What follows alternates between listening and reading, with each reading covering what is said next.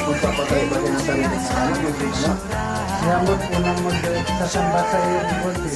Kami ay sulit kami sa tulog mo. Apong apostol o ano? Totoy apostol.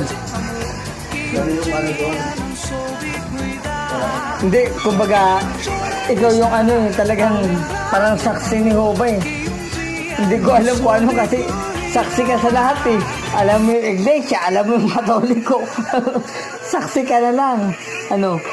Ay, hindi mo na pag-aralan yun. Saksi ni Totoy. Saksi ko ba daw? Yung, Sige, sabi ko, tara. Niyaya ako ng tropa ko, saksi daw ako ng obas. Ano? Moda? Yung pwede pa. Jobas? Ubas? Kala ko moda. Ubas o ano?